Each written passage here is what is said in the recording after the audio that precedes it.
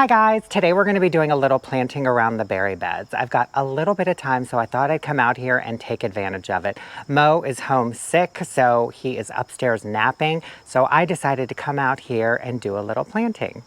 So this is our berry bed area. I've got two 2x6 raised beds. On the end of each one, I've got a golden raspberry and then two blueberry bushes, and then we have our strawberry plants dotted all the way around. And then flanking each end of the bed, we've got a couple of our big blue containers with these beautiful sunflowers that we planted late, but they're still just gorgeous. And I'm almost tempted to just kind of chop them off and make an arrangement with them. Just sunflowers. I think that would be beautiful. But this area, I kind of want to switch it up a little bit. So we are going to be removing the two big blue containers, removing the little pavers that they're sitting on, and then we're going to plant a couple of trees, like a tree on each side. I think it'll give this area the height that it needs, because you see the blue containers here and the sunflowers are pretty tall, and I liked having that height on the end of it. So if we turn around and we're looking from inside the patio, I just ran into my rake. But if we're looking at it from inside the patio, it would be nice to have a little bit of height and structure right on the ends, because these are annual, so they're going to disappear, but I want something a little bit more permanent and something that provides some winter interest. Enter the red Obelisk Beech. Aren't they beautiful? Look at these. So for those of you that have been watching our videos for a little bit, do you guys remember in early spring, I showed you the red Obelisk Beech over here, and I was asking you guys where to put it, somewhere in the butterfly garden or somewhere. I couldn't figure out where. I also thought maybe I have too much red in that one area, and a lot of you guys were like, you can never have too much red. And I kind of agree, you know, different shades of red. Why not? Let's just do it up. So I couldn't figure out where to plant this. And then lo and behold, we picked up a second one, because why not? Super sale clearance. Sometimes you just can't pass it up. And then I got the idea of flanking the berry beds with these red Obelisk beech trees, because they grow pretty tall, but they grow narrow. They get anywhere from 10 to 12 feet tall, but only 3 feet wide in 10 years. And they are very slow growing, but over time, and we're talking like 40 years or even longer, they can reach upwards of like 30 to 40 feet tall. So they still keep their columnar shape. They probably will bulk out a little more, but we have more than enough room to accommodate them. I think the height will be perfect over here, and we have a little bit of some red foliage. We hear you, bird. But we'll also have a little bit of red foliage throughout the season. So I think it'll be really pretty. And then in the wintertime, we'll have just that beautiful branching structure. So I think all year long, these are just going to be exactly what, kind of like the end caps or the corners of this whole berry bed area need. A little bit of height, a little bit of color, and just some beautiful foliage. So let me show you this, because these have a little bit more green than red right now, and that's because they've been in a little bit of part sun, part shade. These are full sun loving trees, so the more sun they get, the happier they are, and the more vivid their foliage is. But again, they get 12 feet tall, 3 feet wide. They're hardy in zones 4 through 7. So this is going to be, we're kind of just going to have to watch it and see, because we are technically classified in Maryland, in Montgomery County where I live, zone 7B. We were 7A and then they bumped us up. But anyway, so we're right at the tail end or the highest part of the zone. So I'm wondering if it's going to be a little too warm. I don't know. Or cold? No, a little too warm. No, we should be fine, because they've been in their containers all season long and they've handled it beautifully. But I'm going to be really glad to get them in the ground so I don't have to keep coming out here every single minute and watering them. But anyway, so they get 10 to 12 feet tall, 3 feet wide. In about 10 years, again, they're slow growing, hardy in zones 4 through 7, and they like a slightly acidic to neutral pH soil. They can handle a little bit of clay soil, but the one thing you want to make sure of with these is that wherever you plant them, whether it's in the ground or in a container, they need excellent drainage. They don't like wet feet. They can't handle soggy, wet conditions because they do have a delicate root system a little bit in the beginning, so they are subject to root rot. So again, they can handle pretty much a lot of soil types.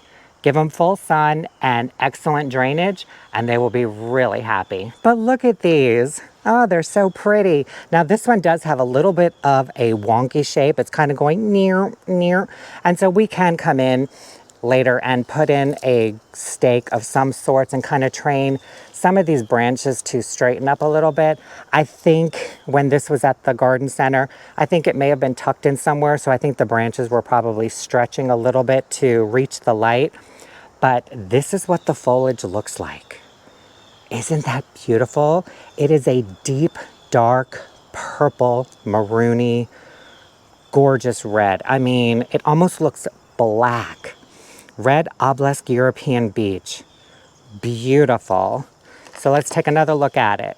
Yeah, 12 feet tall, 3 feet wide. Hardy in zones 4 through 7, and it does stay here. Slow reaches 10 to 12 feet, 3 feet wide. That's usually the 10-year mark, but it also says it reaches 40 feet tall with age. So again, you want to make sure you plant this somewhere where it has room to do its thing. Again, if this is going to get eventually 40 feet tall, you wouldn't want to plant it somewhere where you have overhead power lines. I wouldn't plant this anywhere in our front yard. We have way too many overhead power lines, cable, phone, everything, and it kind of crisscrosses. The only spot that we have that I would consider planting it is where the Green Arrow Weeping Alaskan Cedar is. But I wanted that structure out there because it is just so graceful. But other than that, yeah, I don't think I have a spot out there for the Red Obelisk Beech. Red Obelisk Beech. But back here, I can plant it anywhere, and we're doing it in the berry beds, or next to the berry beds. So right now, we have these blue containers sitting on this little paver over here. So I need to move these, and I'm just gonna roll these off and onto the patio somewhere and just get them out of the way. And I'm gonna line them up. So initially, I thought, since we have this kind of square over here, like behind the blue container, this kind of forms like a little square right behind the boxwoods, along the bed, right along the edge. It's this square. So I thought, why not plant it dead center of this square? The problem is, if I do, then it ends up coming right to the edge of the bed, and it kind of looks a little too pushed too far out. So I'm going to plant it dead center of the bed and kind of line it up with the edge of the patio over here. So the trunk will eventually be probably right around here. So in the end, it'll be just a couple inches to the right of the big blue container. And I measured both, and that side is a couple inches wider than this side. So in the end, it'll be fine. You know, we're just gonna get them kind of like to the corner of the patios and dead center between the bed. And I think that's gonna look so good, because then when you stand back, you'll see we'll have this height on each end.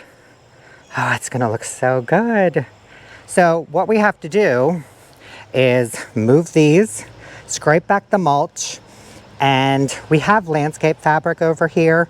So I'm gonna have to cut out a piece of the landscape fabric, and then we're gonna get our auger holes, add some starter fertilizer, and get them planted. They will look a little bit perched today because I am gonna plant them a couple inches higher than the soil line, because this area we're also coming in with fill dirt, and we're gonna regrade the whole thing because it did kind of sink a little over here by the walkway. So we are going to be regrading this whole area. So I'm planting them early. I'm planting them a couple inches high to compensate for the fact that in a week or so when we come in with fill dirt, we end up having enough room from the soil to the trunk and not burying them too deep, because you don't want to bury trees too deep and have the trunk constantly stay wet. That usually is a recipe for disaster. It just breeds fungal issues, disease, and eventually will kill your tree. So it will look a little perched, but it's only temporary. And I think in the end, oh, it's just going to be so pretty.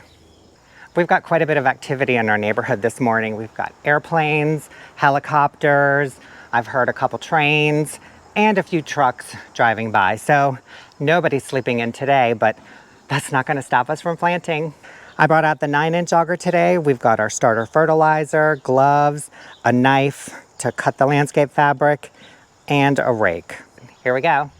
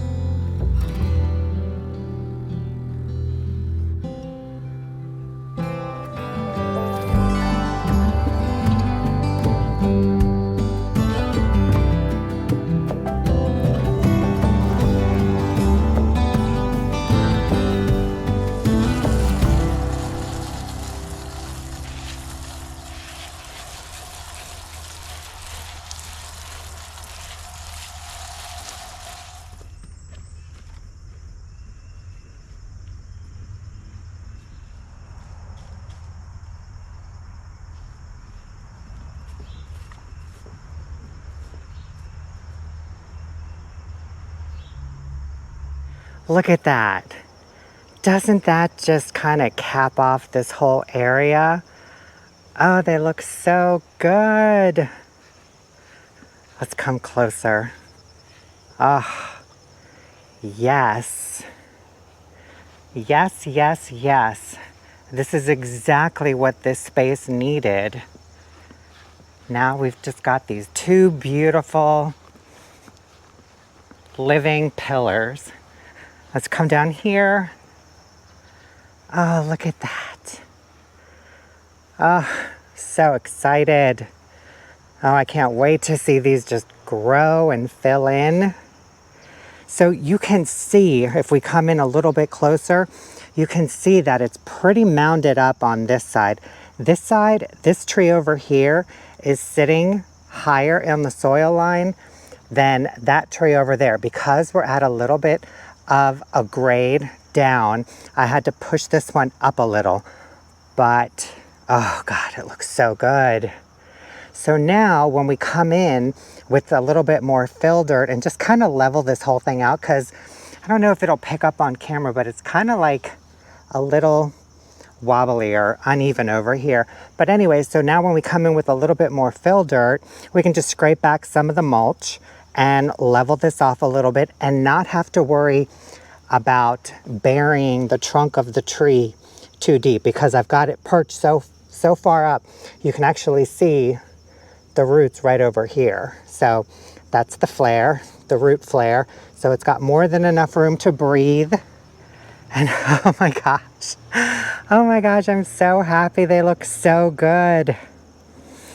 When we just came in, I measured a little bit just because I wanted to make sure that I had it centered with the bed and even, the trunk was even with the patio line, the concrete patio line. And we're pretty exact. They are tucked in about an inch into the bed, or closer to the bed, but they're so good.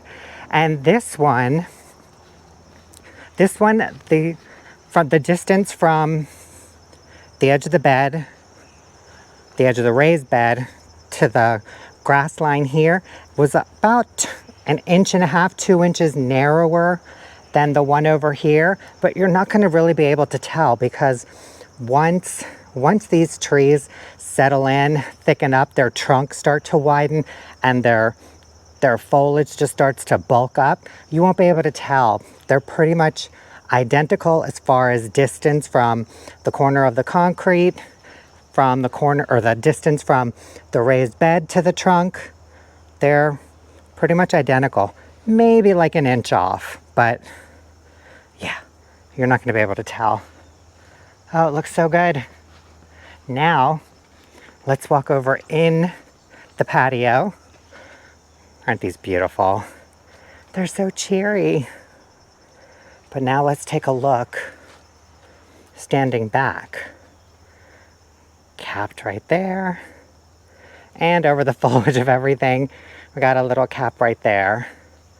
So I think it's just gonna be so nice, especially in the wintertime, because now we'll have a little bit of structure and height, because this whole area, you know, the boxwoods are tiny, they're short, the raised beds are pretty much even with the boxwoods. So the only height that we have is the blueberry bushes and the raspberry bushes. Everything else back here is annual, so it'll all fade. The citrus trees will go inside for the winter. So now we have these two beautiful beacons for the winter. I'm so excited. I love it. Oh, it looks so good. And the biggest thing that I struggled with in planting these was making sure that they were precise. I wanted them equal distance from the corner of the patio to the center of the bed. And because this side is a couple inches larger than that side, we kind of had to fudge the numbers a bit. But in the end, they are pretty much precise. They're probably a half inch off. But again, once these start to fill in and grow and the trunks start to thicken up, you're not going to be able to tell. It's not like It's not like planting like a boxwood hedge where you can be a couple inches off here and there, and eventually you're not gonna know in the end. But when you're dealing with these that are just, you know, pretty much like specimen trees, you want to make sure you get them as precise as possible. And I think I achieved that. Again, half inch, inch, in the end is really not going to make that much difference. And again, they just look so good, and I'm really, really happy with them. And you guys, that is it for our video today. Thank you so much for watching. Hope you enjoyed it. We'll see you in the next one. Bye.